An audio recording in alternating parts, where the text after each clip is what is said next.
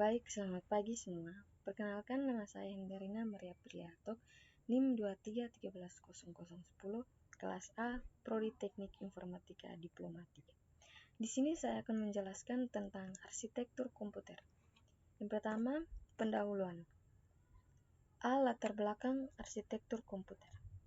Arsitektur komputer merupakan salah satu bidang utama dalam ilmu komputer yang mencakup desain dan implementasi perangkat keras serta perangkat lunak untuk menjalankan tugas tertentu secara efisien.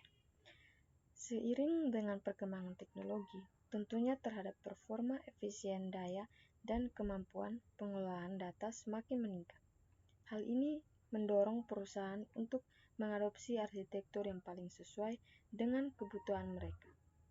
Penerapan arsitektur komputer yang tepat dapat memberikan berbagai manfaat seperti peningkatan produktivitas, efisien sumber daya, dan penurunan biaya operasional. Dalam konteks ini, penting untuk melakukan analisis penyeluruhan terhadap kebutuhan sistem agar dapat memilih teknologi yang paling relevan. Bab 2. Pembahasan. Analisis kebutuhan sistem. Memahami kebutuhan sistem organisasi atau perusahaan adalah langkah awal untuk menentukan pemilihan prosesor dan arsitektur yang paling sesuai. Berikut adalah analisis jenis prosesor. Yang pertama, CPU. Karakteristik CPU adalah komponen inti yang mampu menjalankan instruksi secara serial dengan kecepatan tinggi. Kegunaan ideal untuk sistem operasional seperti database dan aplikasi bisnis. Alasan pemilihan CPU memiliki fleksibilitas tinggi dan didukung oleh ekosistem perangkat keras dan perangkat lunak yang luas. 2. GPU. Karakteristik GPU dirancang untuk pemrosesan paralel, kemungkinan pengolahan data dalam jumlah besar secara simultan. Kegunaan sangat efektif untuk pelatihan model kecerdasan buatan, simulasi ilmiah, dan pengolahan grafis.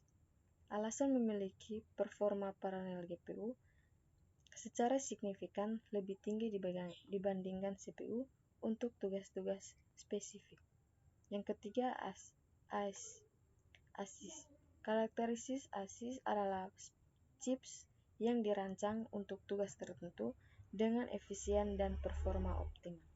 Kegunaan cocok untuk sistem seperti blockchain, IoT, dan perangkat kriptografi. Alasan pemilihan ASIC mengurangi konsumsi daya dan memberikan performa maksimum pada tugas yang terdefinisi dengan baik. B. Manajemen memori dan input atau output.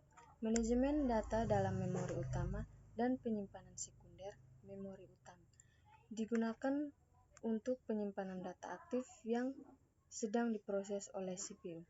Teknologi seperti DRAM dan SRAM mendominasi memori utama karena kecepatan aksesnya yang tinggi.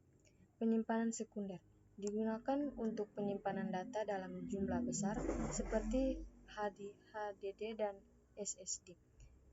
Teknologi penyimpanan ini memiliki kapasitas besar tetapi kecepatan lebih lambat dibandingkan memori utama.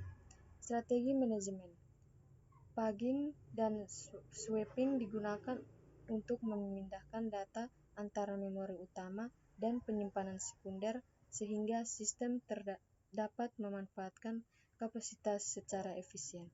2. Strategi change untuk pengolahan data real time. Change multilevel.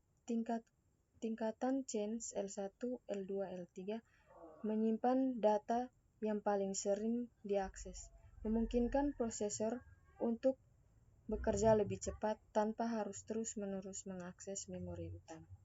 Data pre-vesting, sistem pencobaan prediksi data yang akan diperlukan di masa